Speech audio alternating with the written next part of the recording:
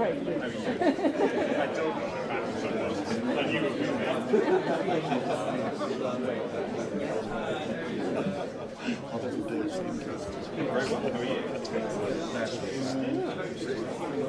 Going down.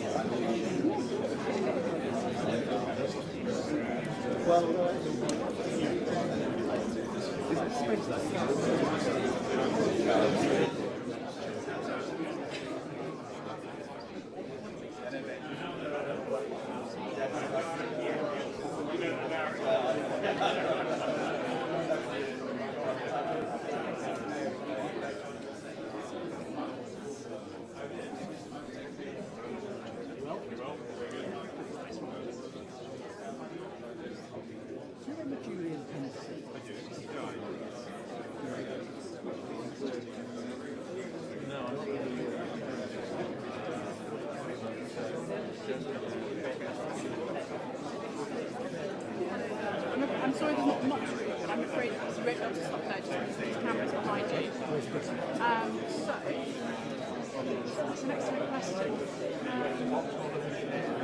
Might be better off picking this over there, or it might be one of those stores on the side that's just got one free, head down there.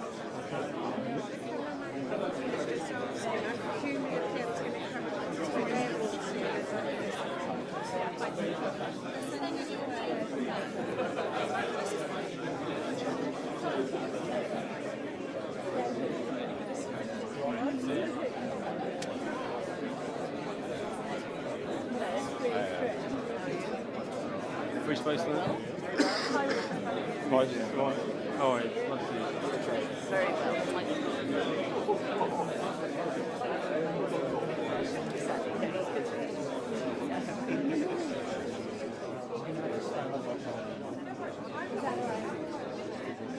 There's a bit more space, although it's slightly. Well, you get a better view.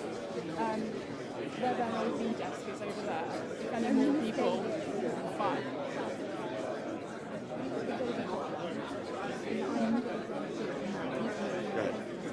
See, there's some, there's some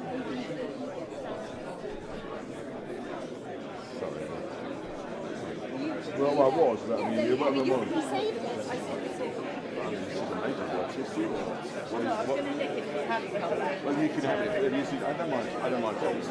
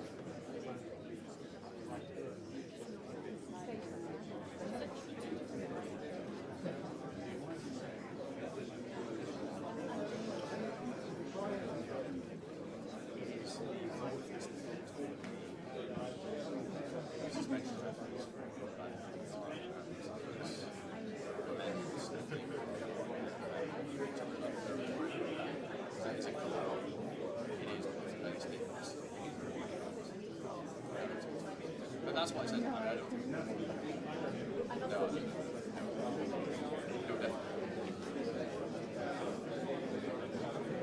It's very helpful.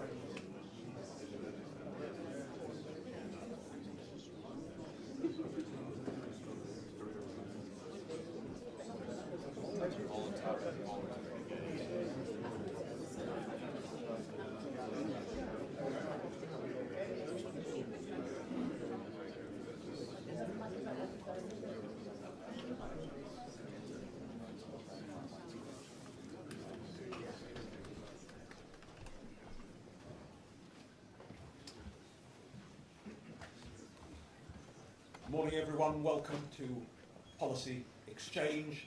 Particular pleasure to be able to welcome any Prime Minister, particularly this one, not least in the light of his long time association with this think tank, long predating his election to Parliament in 2015, but also because, as many of you will know, his own work on undersea cables and other aspects of national security policy give a sense of the longevity and pedigree of his interest in the topic of threats to this United Kingdom, both at home and abroad. It's a particularly appropriate moment in time with the sharpening international climate and with the longevity of his own part in policy development in this terrain, both in and outside government. I know that he will be also delighted to answer questions afterwards, which he will be chairing himself. So please join me in welcoming the Prime Minister.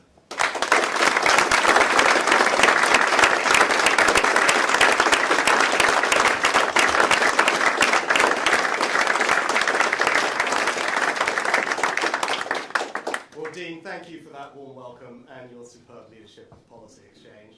As you said, as a proud alumnus, I'm truly delighted to be back. Now, at some point in the second half of this year, we will all go to the polls and make a choice. Not just about Conservatives versus Labour, or Sunak versus Starmer.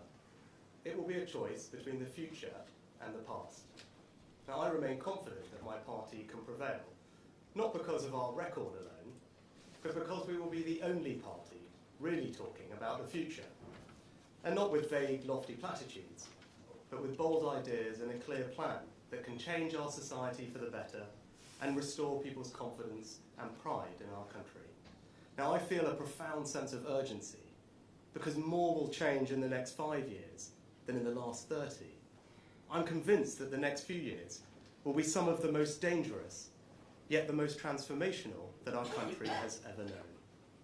So the question we face today is this: who has the clear plan and bold ideas to deliver a secure future for you and your family?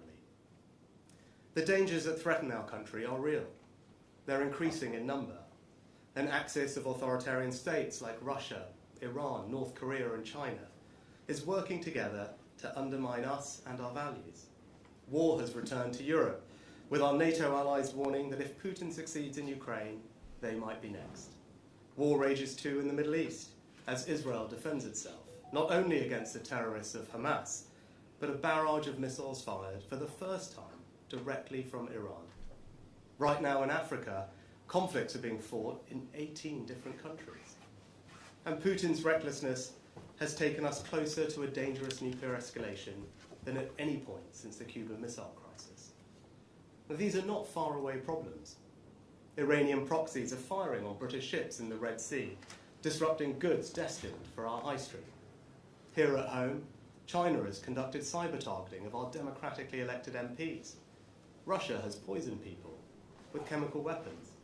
And when Putin cut off the gas supplies, it had a devastating impact on people's lives and threatened our energy security.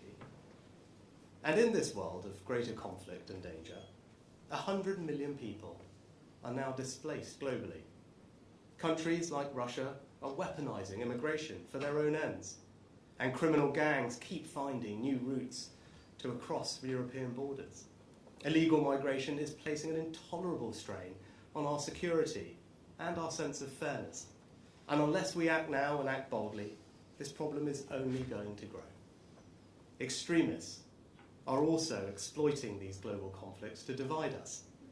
People are abusing our liberal democratic values, the freedom of speech, right to protest, to intimidate, threaten, and assault others, to sing anti-Semitic chants on our streets and our university campuses, and to weaponize the evils of anti-Semitism or anti-Muslim hatred in a divisive, ideological attempt to set Britain against Britain.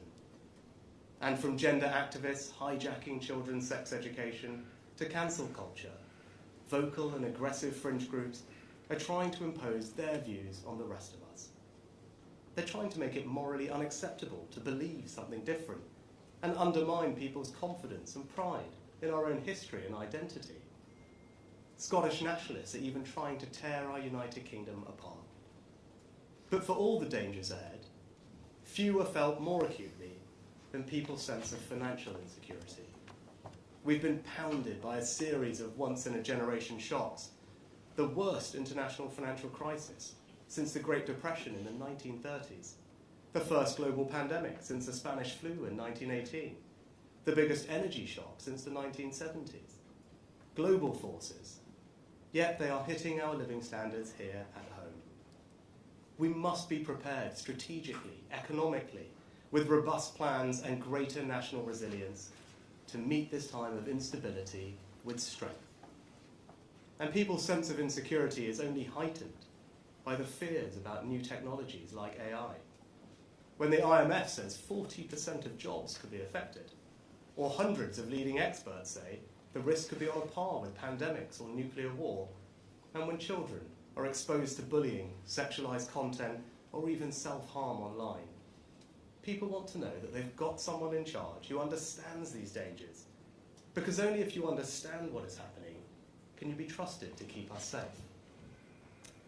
But the paradox of our age is that for all the profound dangers that we face right now, we also hold in our hands an opportunity for human progress that could surpass the Industrial Revolution in speed and breadth. Technologies like AI will do for the 21st century what the steam engine and electricity did for the 19th. They'll accelerate human progress by complementing what we do, speeding up the discovery of new ideas, and by assisting almost every aspect of human life.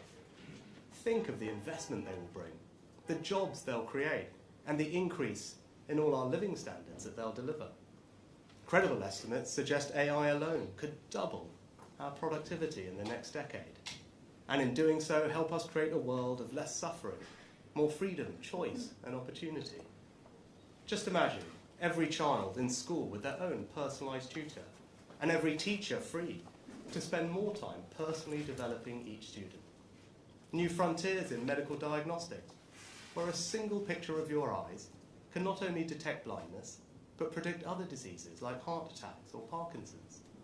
And counterintuitive as it may seem, throughout human history, the greatest breakthroughs of science and learning have so often come at the moments of greatest danger. The first electronic digital computers were developed by British codebreakers in the Second World War. Solar technology went from powering pocket calculators to a viable commercial technology following the energy crisis of the 1970s. The fastest development and deployment of a vaccine in history came during the COVID pandemic. So it is incumbent upon us to make this a period not just of great danger, but great progress too. That's why we launched a bold plan to make science and technology our new national purpose. We're rightly proud of Britain's spirit of discovery and entrepreneurship that made us the leading country in the Industrial Revolution. But we can be just as proud, just as confident, just as optimistic about our future and our prospects to lead again in this new industrial age.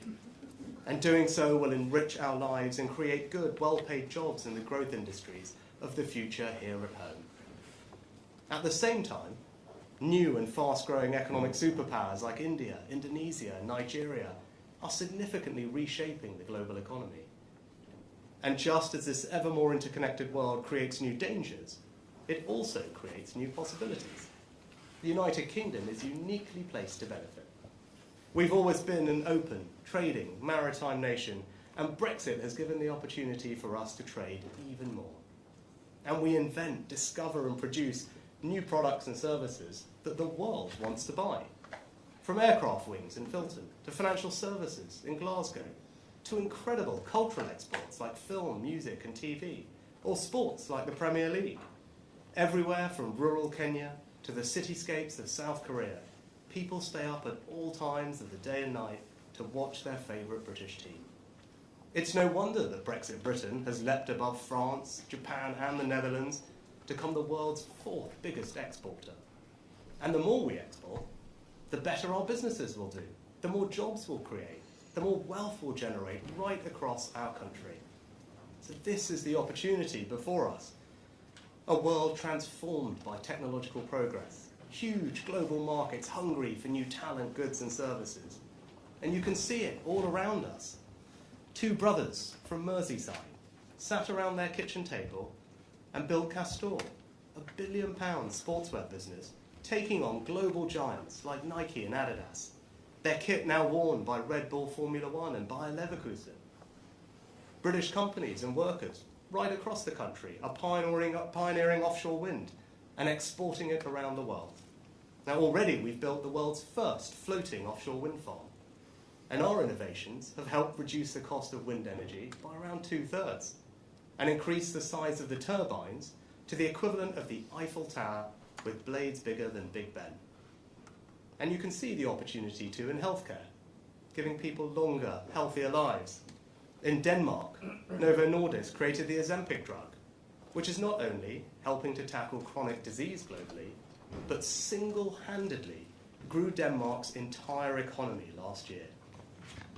So all this progress should show us that while this is one of the most dangerous periods we've ever known, it will also be one of the most transformational. And if we make the right choices, if we have a bold enough vision, then we should feel confidence, pride, and optimism that Britain's future is secure. So my point is this: our country stands at a crossroads. Over the next few years, from our democracy to our society to our economy to the hardest questions of war and peace, almost every aspect of our lives is going to change. And how we act in the face of those changes, not only to keep people safe and secure, but to realise the opportunities too, will determine whether or not Britain will succeed in the years to come. And there is an important choice facing the country. Because despite having 14 years with nothing to do but think about the future, Labour have almost nothing to say about it. No plans for our border, no plans for our energy security, no plans for our economy either. And no principles either. Keir Starmer's gone from embracing Jeremy Corbyn to Natalie Elphicke, all in the cynical pursuit of power at any price. So Labour have no ideas. What they did have, they've U-turned on. They have just one thing, a calculation that they can make you feel so bad about your country that you won't have the energy to ask what they might do with the incredible power that they seek to yield. Now, I'm not saying that the past doesn't matter. I know people are feeling anxious and uncertain, that their sense of confidence and pride in this country has been knocked. I understand that. I accept it, and I want to change it. But what I cannot accept is Labour's idea that all the worries you have are because of 14 years of Conservative government. That all you need to do is change the people in office and these problems will magically disappear. It's just not true.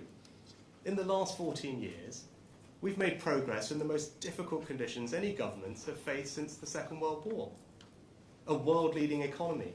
We've seen the 3rd highest growth rate in the G7 and created 4 million jobs, 800 a day. We took difficult decisions to restore our country's financial security and control national debt. And that allowed us to support the country through COVID, deliver the fastest vaccine rollout in the world, provide record funding to the NHS, and protect pensions with the triple lock.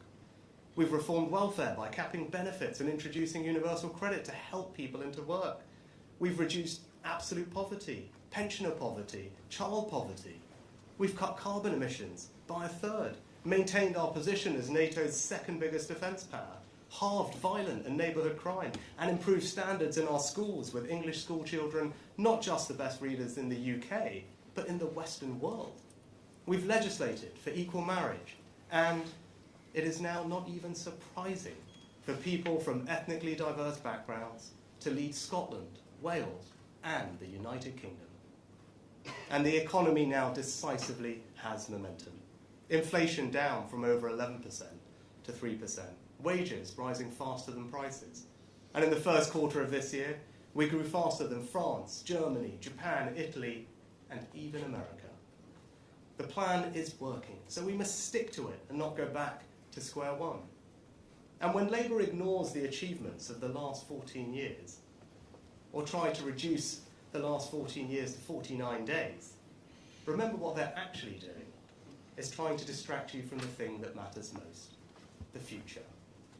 Now I'm clear-eyed enough to admit that yes, maybe they can depress their way to victory, with all their talk of doom loops and gaslighting and scaremongering about pensions. But I don't think it will work. Because at heart, we're a nation of optimists. We're not blind to the challenges or threats that we face. We just have an innate belief that whatever they are, we can overcome them, as we have done so many times in our history, and create a secure future for you and your family. So let me tell you more about my vision for how I would lead this country through this time of danger and transformation. The highest priority of a Conservative government is to keep our country safe.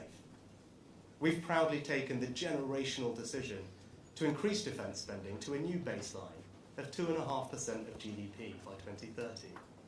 Yet Labour have refused to match our pledge. Keir Starmer supported a former Labour leader who wanted to abolish the army and withdraw from NATO.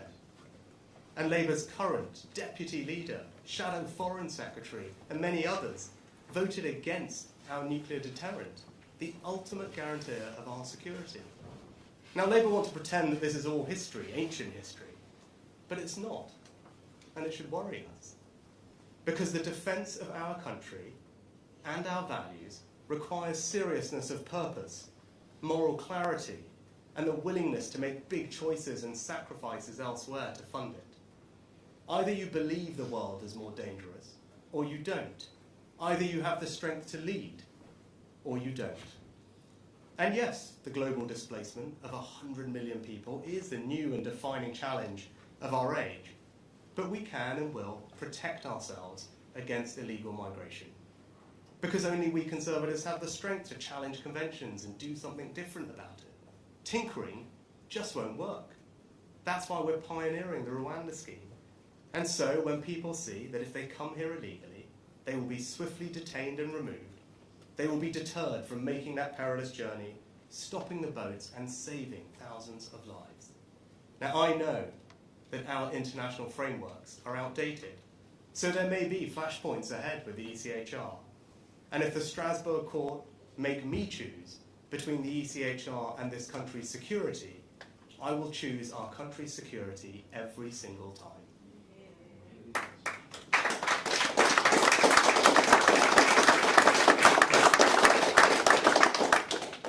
And nor will I ever compromise on defending our values, our history, our way of life against those who seek to undermine them. I am unapologetically proud of who we are. And under my leadership, ours will be a country where people can disagree in good faith, but where they must do with respect and decency for others. A country where the benefits of belonging to our union are self-evident to the overwhelming majority of our people. A country where we strengthen and protect the greatest institution of all, the family. Better protect children from the harms of the online and offline worlds, and do more to protect single-sex spaces. A country where we celebrate the small acts of kindness that bind our society together, and where we actively work to rebuild the civic involvement and pride that have always formed part of our distinctive national culture. A country where we honour those prepared to pay the highest price for our freedoms, as we make the best place in the world to be a veteran here at home. And a country where we properly respect the older generation. They've contributed all their lives. So whatever the triple lock costs, it's morally right to give older people dignity and comfort in retirement. But as well as strengthening our national security and restoring pride in our national culture, we'll also protect you from the dangers of a more unstable world by giving you greater peace of mind over your financial security. And people have been struggling to make ends meet.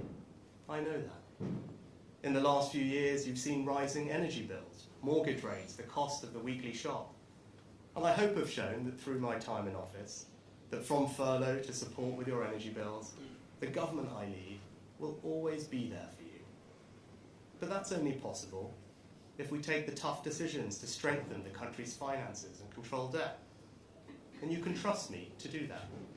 When I stood for the leadership of my party, and my opponent's policies imperiled our financial strength, I was sooner prepared to lose than abandon what I believe so deeply is right for our country. I feel the same conviction about net zero. In a more unstable world where dictators like Putin have held us to ransom over energy prices, I reject the ideological zeal of those who want us to adopt policies that go further, faster than any other country, no matter what the cost or disruption to people's lives. That's exactly Labour's approach. They act like a pressure group, not a would-be government. And the Conservatives will govern in the national interest, leading us to net zero in a serious, hard-headed way that prioritises our nation's energy security and the financial security of hard-working families. Now, but even as we strengthen our security and our sense of pride and confidence in ourselves, I also feel a sense of urgency about readying our country to succeed in a world transformed. And that starts by giving all our young people, wherever they live, whatever their background, the skills and the knowledge to succeed. Building on the success of the last 14 years, we will create a truly world-class education system. The Advanced British Standard is the most far-reaching reform to education for 16 to 18-year-olds in a generation. We're tearing down the artificial barriers between technical and academic education, increasing children's time in the classroom, studying a greater breadth of subjects to match our competitors, and unapologetically saying that every single child must leave school not just literate, but numerate as well. Now, I know that this will not win universal acclaim, but maths will be fundamental to our children's life chances in this new technological age. And it is our duty to give them those skills. And more, we'll end rip-off degrees and massively expand the number of apprenticeships, because a degree is not the only path to success in the modern economy. And we'll make sure that everyone has the funding they need to retrain or learn new skills at any point in their lives, because in the future, education won't stop when you walk out of the school gates.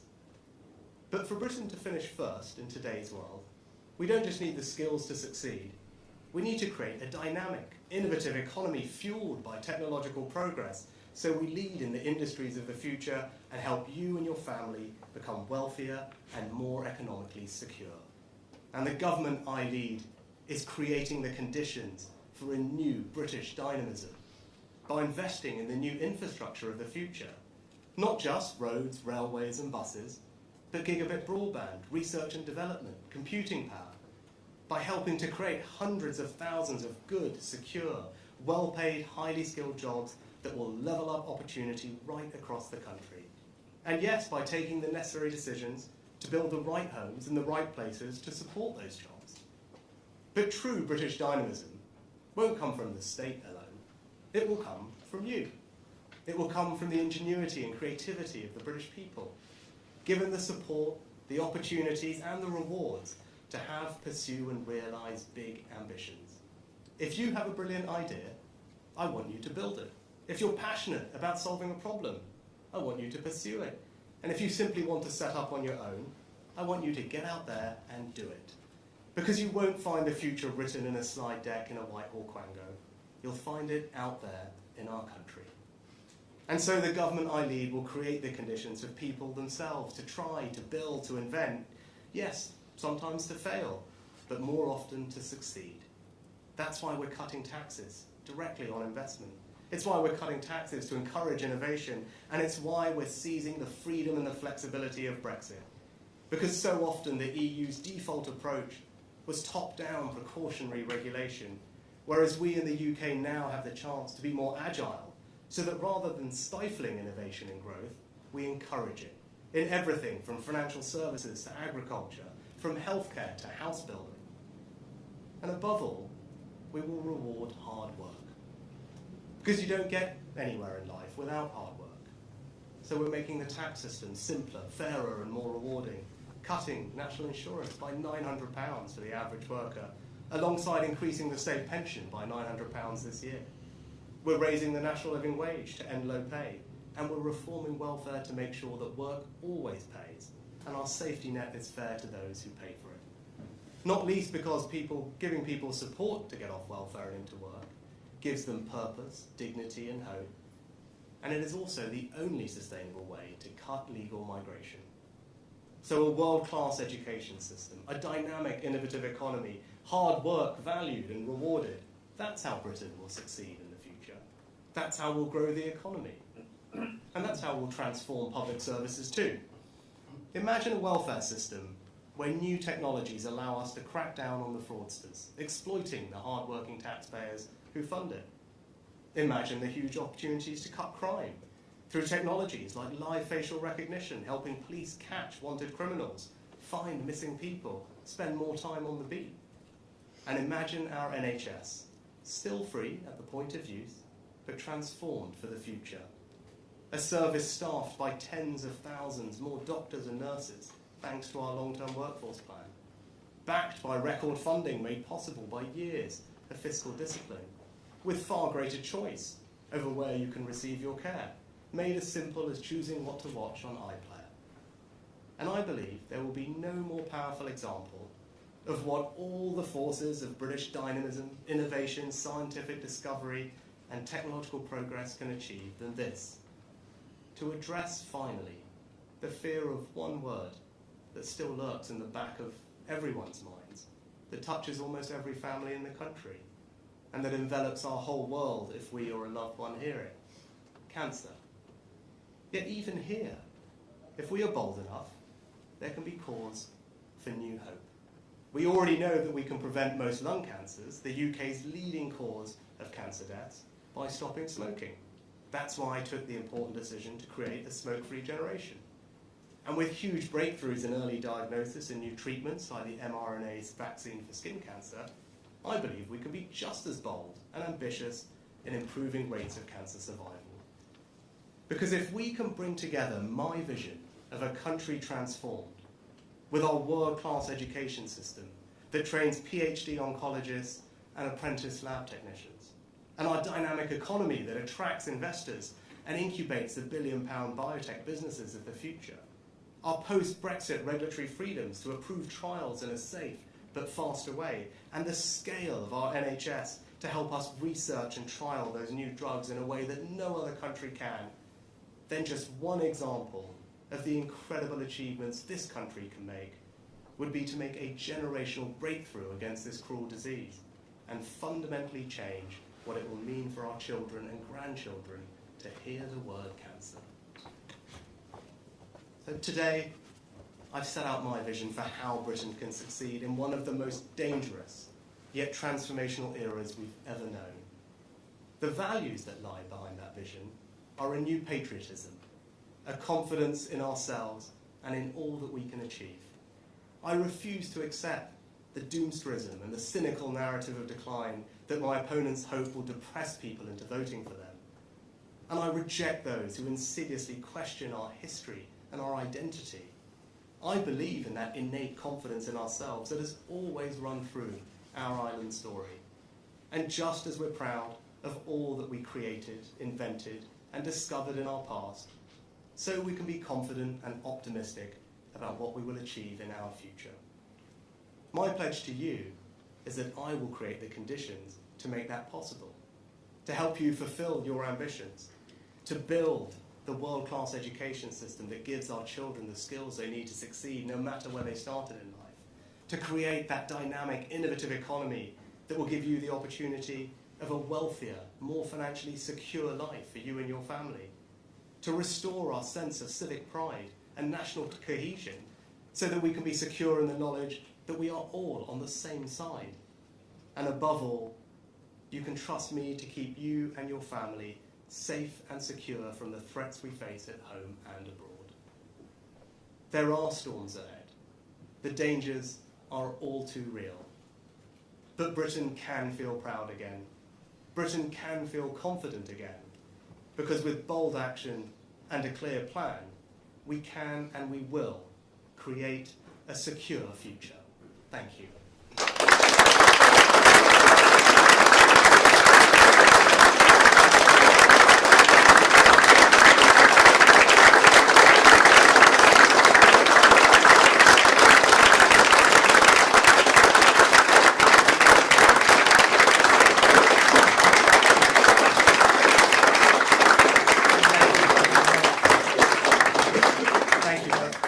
Thank you very much. We just turned some questions from the media. If I could start with the Sun, please. Thank you, Prime Minister. Harry Cole from the Sun. You mentioned our secure future and defence spending and security being on the ballot paper. When the Tories took power in 2010, defence spending was running at 2.47% of GDP. In 2015, after the annexation of Crimea, that fell to 2.03%. Despite your uplift as Chancellor, it's still lower today as a percentage than when your party took office 14 years ago. And it won't hit 2.5% until a long time after the next election. So you talk of all these profound dangers, but aren't you coming to this far too late? And how can voters really believe that your security is safe from the Tories when they look at the last 14 years of spending? So Harry, I just completely reject the premise of what you've said. When the last Conservative government came into office in 2010, the country was bankrupted. Everyone remembers the note that was left, there was no money left. And that government, my predecessors, had to make some pretty tough choices. But they decided, rightly, to prioritise defence spending. And it maintained 2% of GDP since 2010 for a decade, which was the NATO standard that actually the UK pioneered at the summit in Wales in 2014. And if you look at that last 10 years, we have remained one of the few countries in NATO to meet that 2% standard. We've remained the largest defence power in Europe and the second largest in NATO behind the US. So actually I'm applauding and grateful to my predecessors, including David Cameron, for making that difficult decision. I'm not sure it's a decision that the Labour Party would have made, because they're not making that decision today. And that's the question going forward, is the choice in the future. You've got a party that you've always been able to trust with defence, and you can trust them and trust me when we think about the future, because sadly we are living in the most dangerous time that we've seen since the Cold War, and I believe that the next few years will be one of the most dangerous times our country has ever lived through. An axis of authoritarian states, Iran, Russia, North Korea, China, acting in an assertive way that is threatening our values, threatening our interests abroad and at home in a more interconnected world. And what are we doing to meet that threat? We've made the generational decision to strengthen our national defence and increase defence spending to a new standard. And that's not just all on the come. When I made that announcement a few weeks ago, it was coupled with an instant increase in our defence spending of £500 million to support Ukraine, which, as everyone can see from the news today, is absolutely the right imperative, because an investment in Ukraine's security is an investment in our security. We have peace through strength. We have to restore deterrence, and that's why it's imperative that Putin fails. And the question at the election is that choice. Who can you trust to keep you safe in this more dangerous world? Well, you can trust me, you can trust the Conservatives, because we've made that decision. That requires leadership, it requires us to prioritise defence. It's not easy. There were plenty of people who said, well, you should do other things instead. I don't think that's the right thing for our country. But Keir Starmer's made it very clear that he doesn't agree with that. He doesn't agree that this is a more dangerous time that requires us to invest more in defence. Hasn't matched that pledge. This is someone who supported Jeremy Corbyn, who wanted to scrap the army and leave NATO, that you talk about. And as I said, right now, the deputy leader of the Labour Party, the shadow foreign secretary, and multiple other members voted against our nuclear deterrent. That is the ultimate guarantor of our security. So I actually think that choice is very clear, that it is a more dangerous world. Anyone who's pretending to you that it isn't being straight with the public. And the right thing to do for our country in that environment is to increase more in defence. That's the decision we've made, and I'm confident that the country will agree with it. Next, can I go to the Daily Telegraph? Thank you, Prime Minister. Ben Riley-Smith from the Daily Telegraph. You're laying out your election pitch, but you won't tell us when the election is. Can you just be categorical and say you are not going to call an election for July? So, Ben, I've been clear, I think, since right at the beginning of this year, that my working assumption is that we'll have an election in the second half of this year.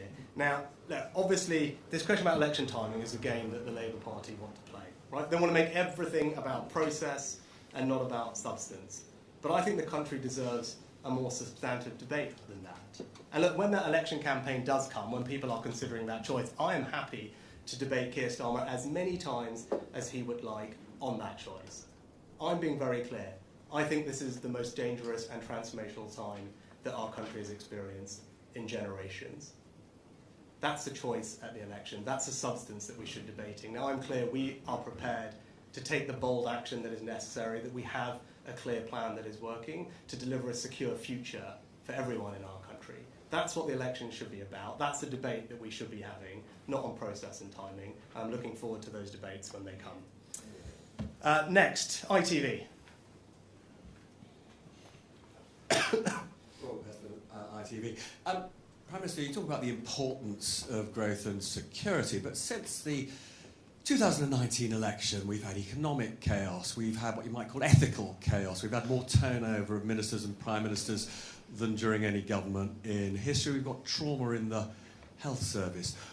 Why on earth shouldn't voters look at the recent past as a guide to the future under a Tory government? And just separately, a number of your Tory colleagues have said to me that it's good riddance to Natalie Elphicke. Do you agree with that? Robert, thanks. Look, on this question about the past and the future, let me be crystal clear. No, I'm not standing here pretending that everything's been perfect about the last 14 years. Of course I'm not. Right? But I am incredibly proud of our record in government. In some of the most difficult circumstances that any governments have faced since the end of the Second World War, not least starting with a country that was left in a financially bankrupt state. And I went through the list of achievements, I won't go over them all over again, but whether you look at the economy, whether you look at the transformation in our schools, whether you look at the strengthening of our defence, the welfare system, our progress on climate change, all these things, how we've progressed as a society in inclusiveness, it's a record to be proud of. Of course, there will be areas which are far from perfect, and I accept that. But you talk more recently about the last few years. Those are global shocks. The pandemic didn't just happen to the UK. The war in Ukraine had an impact on energy bills, not just in the UK. What's happening right now in the Middle East is not just something that concerns the United Kingdom. Right? The world is becoming a more dangerous place. And the question that I hope the country asks themselves at the election is about the future, because that's what's at stake. At a time that is more dangerous, is potentially more transformational than at any point that we've known in a long time, who can you trust to have the bold ideas, to have the clear plan that will deliver a secure future for you? And you talk about track record, people can judge me on my track record since I've had this job. Right? Tackling a more pragmatic, hard-headed approach to net zero, ensuring that we have secured our economic recovery, as you and I were discussing last week, delivering tax cuts, making sure we're investing in the industries of the future, taking advantage of Brexit, growing our trade. These are all the things that we've done just in the last 18 months, and that brings me on to Natalie Elphicke. And look, actually, more than anything, I think it shows less about her, and it's more about Keir Starmer. And it shows him to be completely and utterly unprincipled. Right? This is someone who went from embracing Jeremy Corbyn to embracing Natalie Elphicke. It just tells you that you can't trust what the guy says. Right? And if you're trying to be everything to everyone, fundamentally, you don't stand for anything. And I think that will be increasingly clear to people. And on the substantive topic about illegal migration, which Labour have been trying to talk about, I mean, they announced that you were all there, they announced a plan last week, which, when I went through it, essentially is exactly the same plan that I announced, that you all listened to, a year ago. that we've already implemented, that's already making a difference, but they left out the most important part, which is that you've got to have a deterrent. That's the boldness that's required if you're going to deal with the insecurity that we face.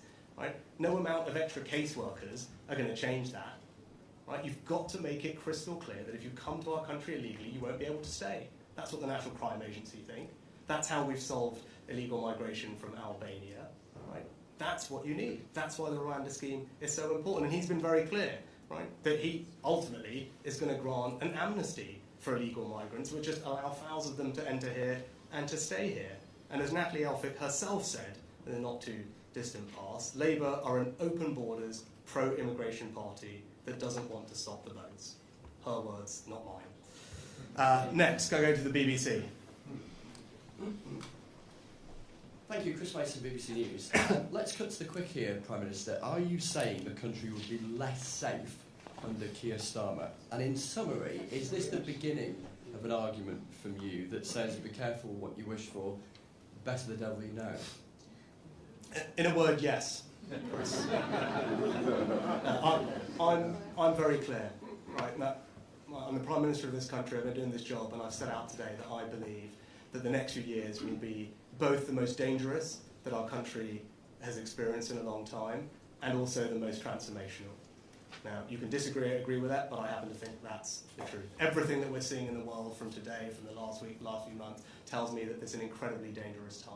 And what the country needs, what the country wants, what the country deserves, is to know that there's a secure future for them and their families ahead. That is the choice at the next election. And I'm also clear that my track record and the decisions that we're making in government show that we are the party that has the bold action, the clear plan to deliver that secure future. That's a debate that I'm looking forward to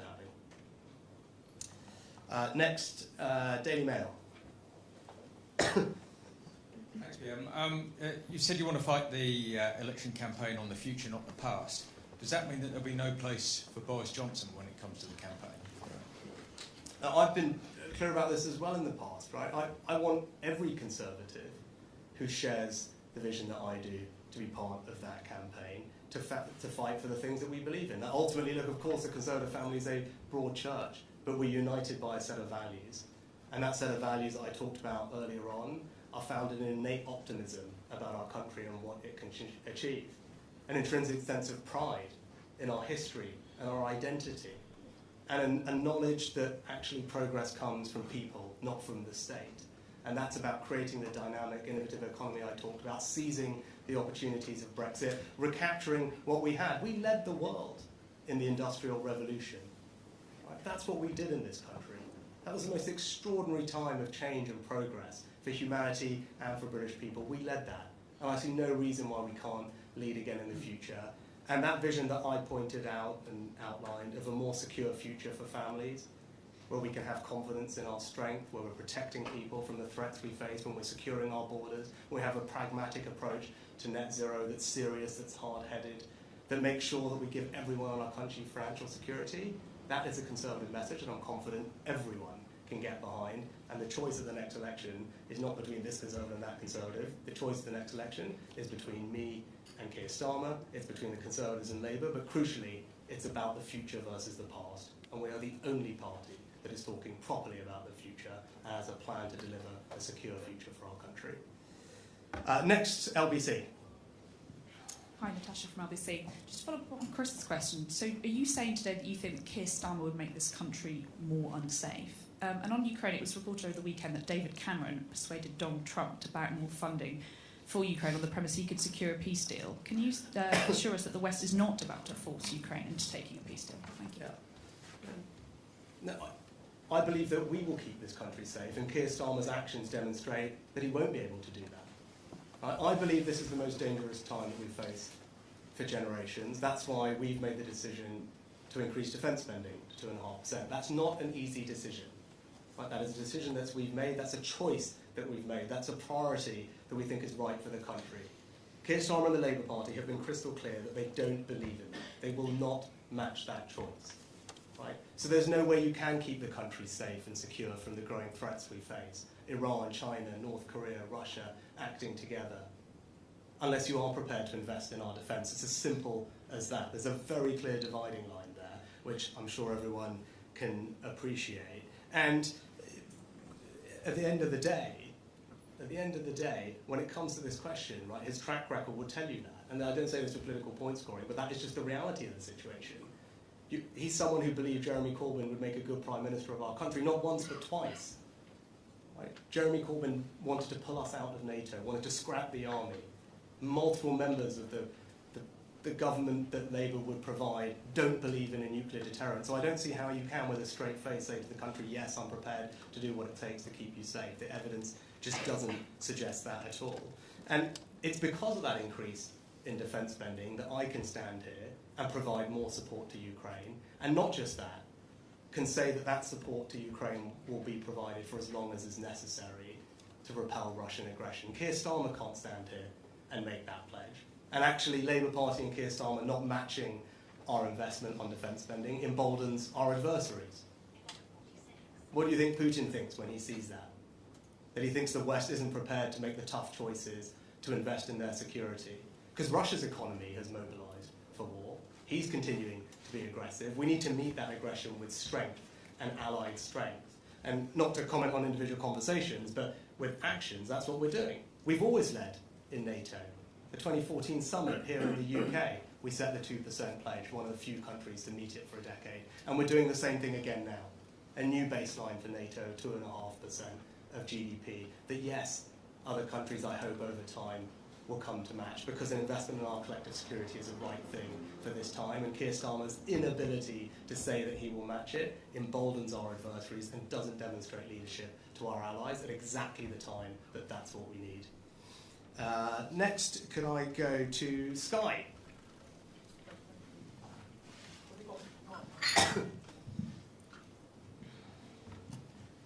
Prime Minister, thank you. After the local elections, you said the results suggested we're heading for a hung parliament with Labour as the largest party. You've also ruled out doing any deal with another party. So as you outline these future threats, why have you openly admitted that you're not going to be able to stay on as Prime Minister? Thank you. Sorry, Beth, I'm not entirely sure I understood the question, but what I would say is that it wasn't me who said those things, that was independent election analysts who made those points about the results of the local elections. You know, my point is, we've had the local elections now. The next election that our country's going to face is the general election. And the choice of that general election is clear. As I said, it's about the future versus the past. And as I've set out today, we have a clear understanding of what the future entails. The most dangerous time that we've known in a long time, but also the most transformational. And it is only us, it is only me, that have the bold ideas and the clear plan that will deliver a secure future for the country. And that's the substance of the debate that I'll be having at the next election. And then lastly, if we could just go to Channel 4. Prime Minister, can I just follow on the LBC question about what that Sunday Times article said? It had some pretty direct quotes from Donald Trump. The suggestion was that we were encouraging him to think that a standoff between Ukraine and Russia would be a useful position for him to inherit if he comes to the White House, because that way he could put a deal on the table. Are we now in favour of a deal? It sounds from those quotes as though we are. And very quickly, if I may, because you were asking the country to trust not just you, but the Conservative Party.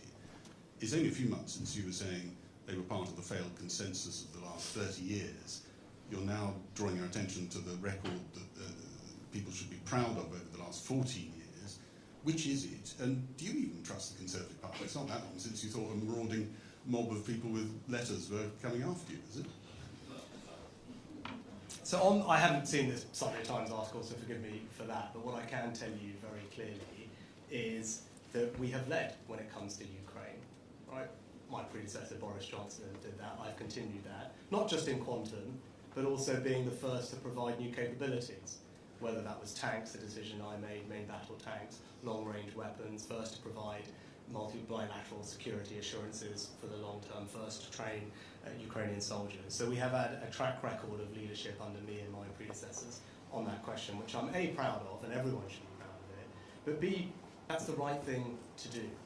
Because if you want to strengthen this country's security, we need to re-establish deterrence. Right? An investment in Ukraine's security is an investment in our security. Our NATO allies in Eastern Europe are already worried about the prospect, or if Putin is able to succeed, that they'll be next, with all the consequences that would bring. And it's not just Putin that would be emboldened, it's our adversaries all around the world that are looking at this moment and seeing how we react to it. So in order to have security, we do need to invest more in defence, we do need to support Ukraine, that's what we've consistently done, but also it's right that we talk with our allies about that. And when it comes to the Americans, as I said a couple of weeks ago, is that, you know, whilst we are enormously grateful for the continued support and investment they put into a European security, it's not right to rely on American taxpayers to do that if we're not prepared to make sacrifices for our own security. Now, I am. That's the decision I've made on defence spending. So when I'm in the US or when I talk to Americans, when David Cameron does, when Grant Shapps does, we're able to say we are leading. Right? We are investing more than anyone else in European security. It's the right thing to do. Others need to do the same and ensure that our alliance remains strong. Keir Starmer cannot say that. He cannot say to our American allies or to others that we are leading, that we are investing more in our own security. And that's a clear contrast. And look, on your last question, as I've talked about it previously, I'll just end on the same point. Right? I'm not for 1 second pretending everything about the last 14 years is perfect. Of course not. Right? It would be wrong to do that. I'm not doing that. But I am proud of the record. I was proud of the record when I made that speech too. Just take one thing, our education reforms, in large part pioneered by a lot of the work that happened here at Policy Exchange. Children from the most disadvantaged backgrounds now more likely to go to university than they were before. The attainment gap before COVID closed. Making sure that our kids are the best readers in the Western world. And again, that didn't happen by accident.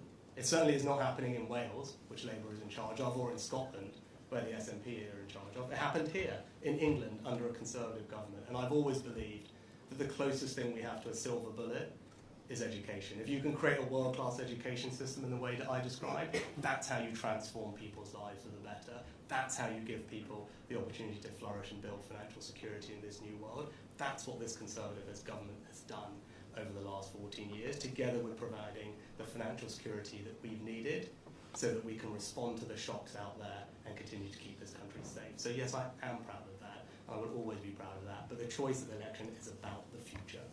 In a more dangerous time, who can you trust to keep you safe? And it's only the Conservatives that have the bold actions required, the clear plan required to keep this country safe and give our families a secure future. Thank you very much.